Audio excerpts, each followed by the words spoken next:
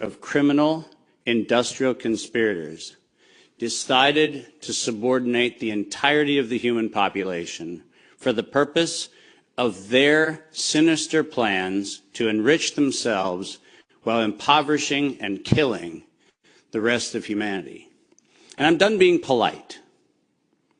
We've long passed polite. When the words acceptable death rate become part of an industrial norm, we have lost the plot of humanity. And that's not my words. Those were the words of the World Health Organization and of Pfizer and of Moderna when they were given the authorization to begin the process of killing human beings in the interest of advancing their goals. Next slide. And I'm also not going to sugarcoat this. This is a criminal cartel.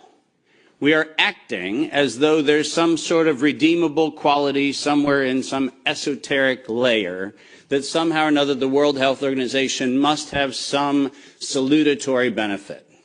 Well, I'm going to tell you, since its formation in the 1940s, the World Health Organization has been nothing more than a criminal cartel that has a sole and singular intent. And I will show you the document that proves what I'm saying. This is not an allegation. This is actually provable by their own words in their own hand. And they use a four-step process to execute every one of their nefarious plans. They begin by planning an exercise, then they go to the business of funding that exercise, then they create the rationale for the thing that they're going to do, and then they deploy and profit from it.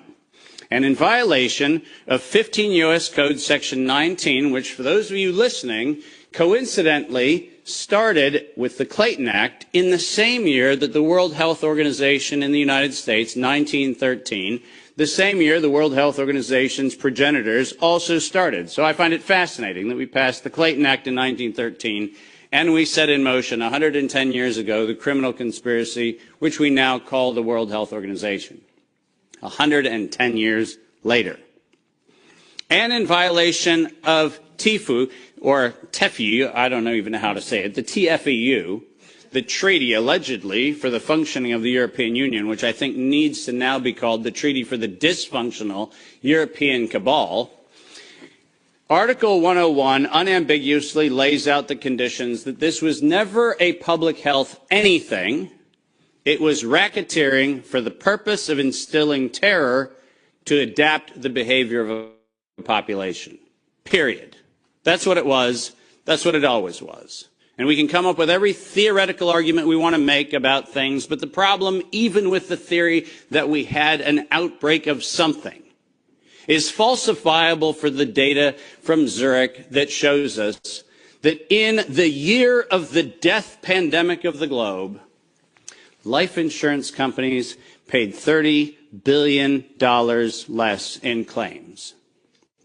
Now, if there's a medical professional or a social professional or anybody else who wants to debate that we could develop a virus cunningly that could find out your bank account, your insurance policy statements, and whether you're paid up on your premiums, that's a big ask. It turns out that the data is unambiguous. We did not have a pandemic. We had genocide. And we need to call it what it is. Next slide. When I say we planned it, let's make sure we understand exactly the not-so-fine print of the fine print. And I want to call your attention first to the right-hand column of the slide. This is the 2011 data that the World Health Organization, the Wellcome Trust, PATH, and the Gates Foundation did on their wonderful worldwide program for a malaria vaccine for children under the age of 6 months of age. And in their clinical trial, it's helpful to point out that they murdered 66 children in the vaccine group and then cunningly used the term control for a control group in which they murdered 28 children.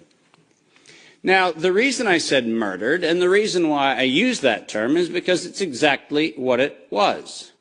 Because it turns out that this control group was not a saline injection. It was not some sort of innocuous, innocent thing. It was actually a cocktail of other known pathogenic disease-carrying injections.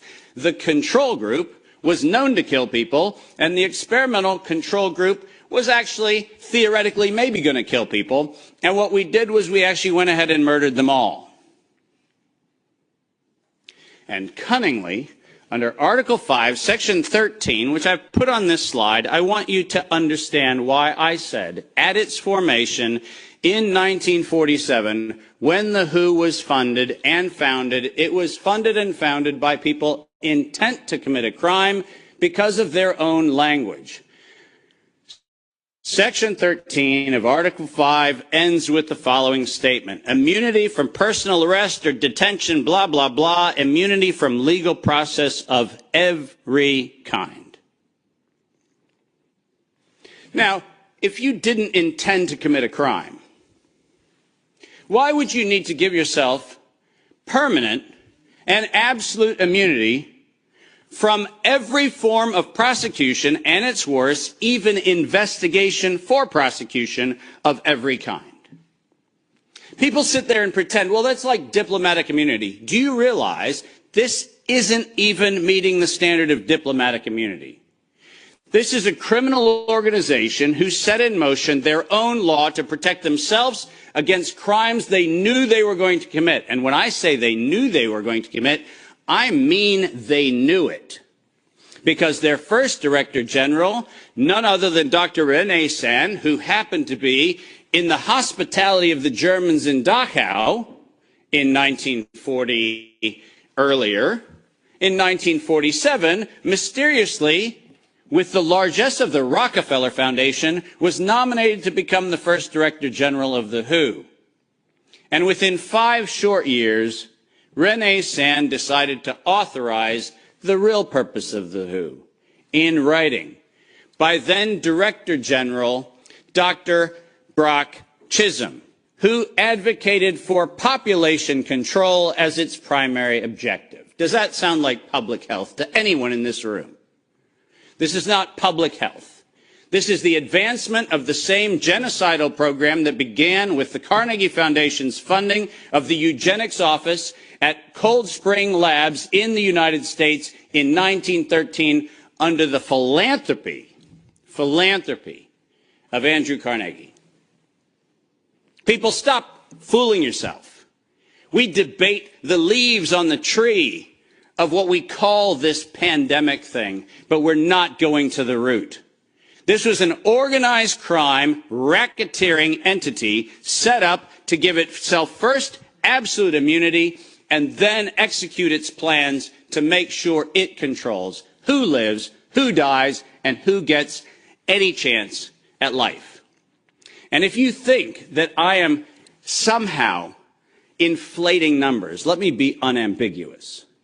Under every treatment of tax provision, if I were to tell you that there is an 88% controlling interest of any organization, you might conclude that that actually aggregates into a controlling interest. And it turns out that if we look at the foundation donations to the World Health Organization, 88% of those come from a single organization, the Gates Foundation. That constitutes a violation of every competitivist law in Europe and every competitivist law in the United States. This is absolutely not only not an independent, charitably funded donation, but more importantly, under the tax laws on both sides of the Atlantic, this constitutes directed donations which specifically are forbidden and do not have any place anywhere in the Charter of the World Health Organization or any of the UN-affiliated organizations. When I say this is a crime, I mean it's a tax crime, a racketeering crime, a money laundering crime, and now the crime of racketeering leading to murder and global terrorism. Next slide. I told you that the second thing after they plan it is they fund it. And why don't we use the criminals' language in their own words, because it's the best way to say it. When they actually planned the release of the use of a biologically modified chimera associated with the model derived from coronavirus, they actually said the following: to sustain the funding base beyond the crisis, we need to increase the public understanding for the needful medical countermeasures, such as a pan-influenza or pan-coronavirus vaccine. Now, let me pause for just one moment and remind you that the crisis that they were speaking of was a crisis of diminishing funding.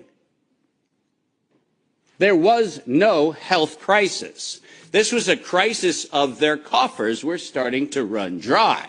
That's the crisis. And let's read on. A key driver is the media, and the economics will follow the hype. We need to use that hype to our advantage to get to the real issues. Investors will respond if they see profit at the end of the process. That is officially the statement made by the conspiratorial cabal that by that time was the decade of vaccines put in motion in 2011 by the Global Preparedness Monitoring Board of the World Health Organization, and it was the funding base for Peter Daszak's partnership with the chimeric production of pathogens both in North Carolina and in Wuhan.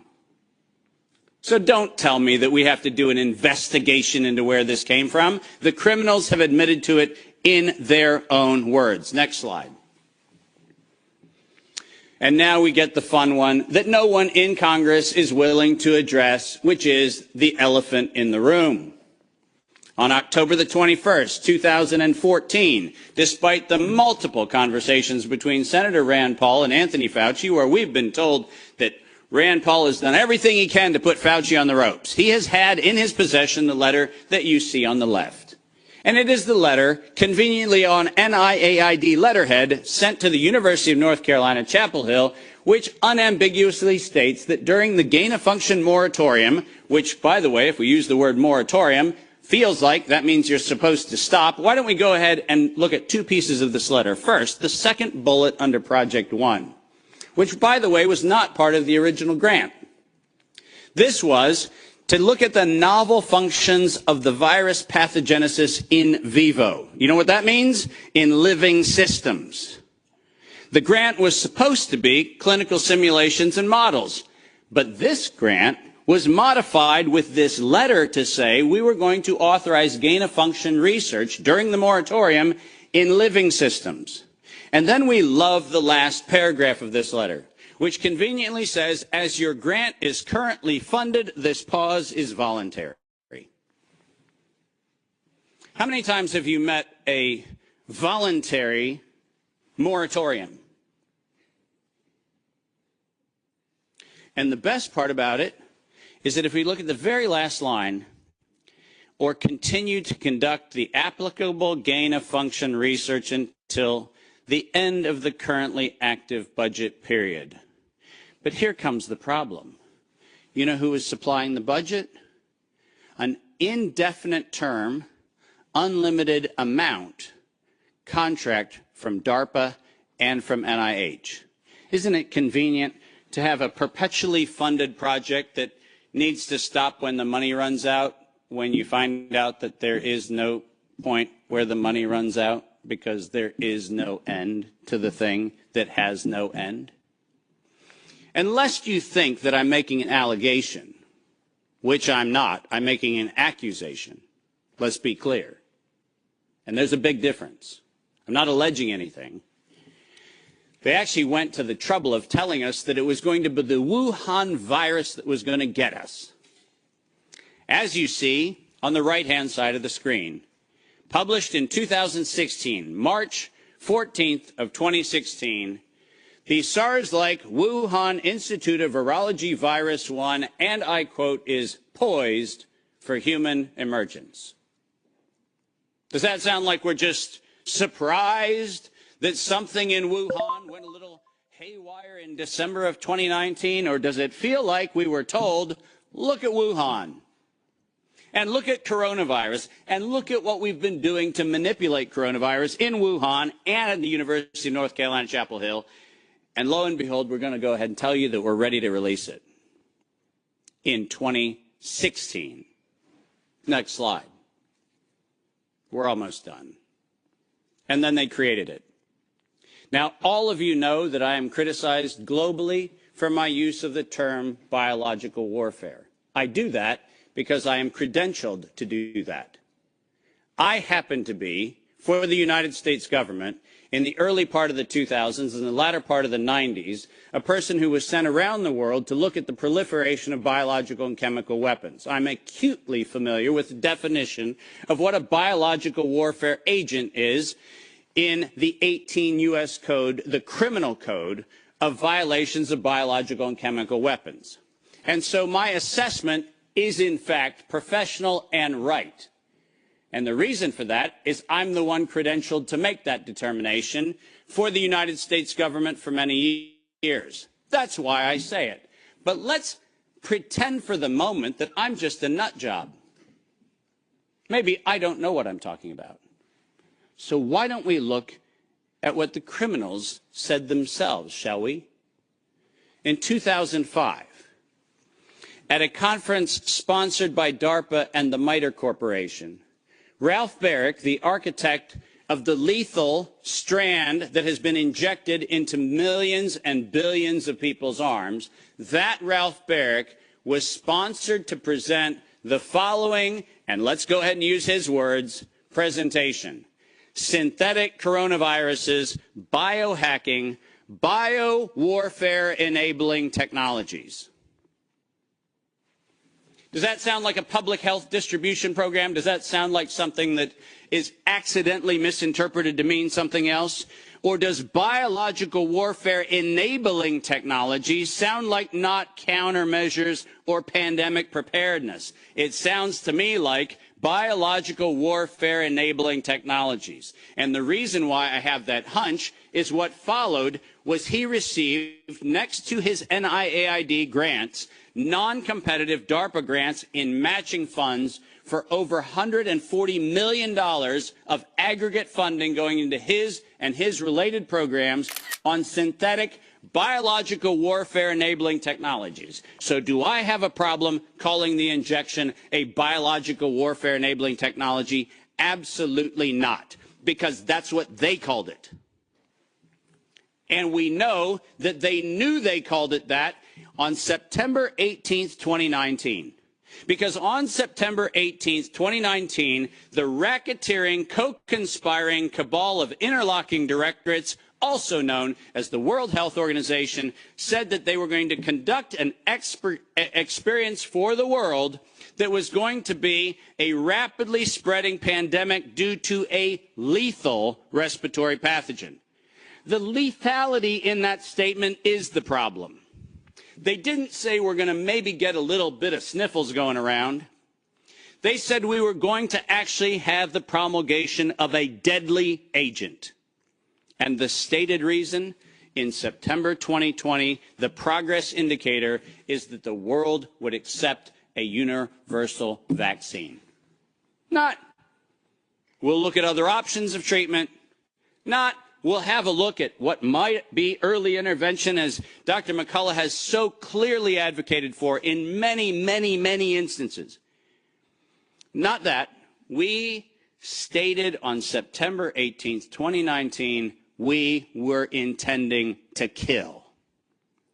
And we were intending to kill to create the fear that would drive people to accept something that without coercion, no one would have accepted. And that's published by the criminal racketeers. Next slide, and there's only 2 to go if you're following. Deploy and profit from it. We were told investors will respond if they see profit at the end of the process, and lo and behold, guess what they saw? Profit at the end of the process. 2022, $100 billion for Pfizer of public funds. Moderna, after lying to the Congress in October of 2020 when they were asked to actually verify whether NIAID was promoting an injection that would enrich NIAID, where Anthony Fauci and the entire team at NIH said that they had no financial interest in their recommendation, They receive a back payment royalty of $400 million for the first payment of the royalty. $400 million. More than any Institute of Health has ever received in a single payment for a single invention in the history of American medical research. And lo and behold, what do we receive after that? A request from the World Health Organization to expand its budget by 11% to make sure that the people who profited from it donate to it. And guess what they just did? They laundered the money right back. That's what they did. Next, and now you get the final slide.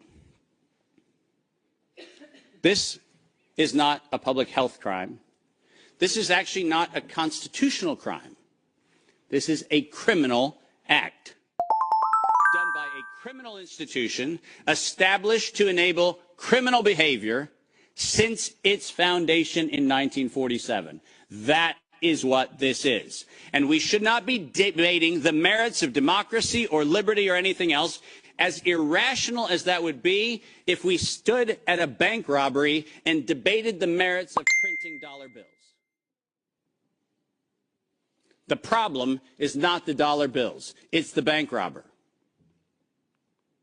And the problem here is not health, and it's not public health, and it's not the suppression of information and the suppression of dissident views and the absolute unconscionable treatment of physicians around the world and academicians around the world who spoke out against this. That's not the crime. The crime is that we had criminal racketeers who conspired and developed a, quote, emergency. The same criminal racketeers planned, manufactured, and did all agency capture to make sure that you were told that you would use terms that they tell you to use. Vaccine, face mask, health, social distancing, none of which had ordinary use definition. So we just used them.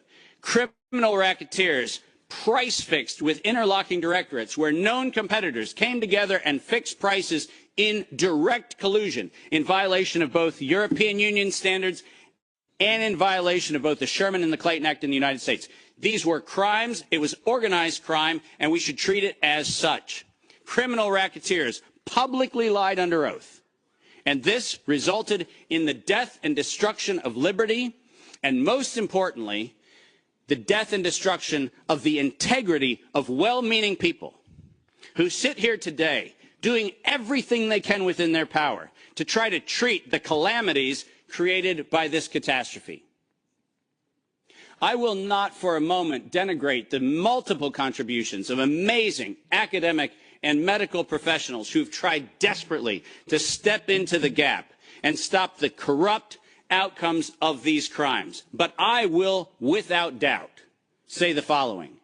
Until we treat this as a criminal conspiracy of criminal racketeers resulting in global terrorism for the purpose of profiteering and murder, until we have that conversation, we're having the wrong conversation. Because we are not here to debate the merits of a modified agreement for a criminal racketeering organization. We are here to end the criminal organization itself. This is my call to every single person on this planet. Don't just limit the power of the WHO. Destroy the WHO. Thank you very much.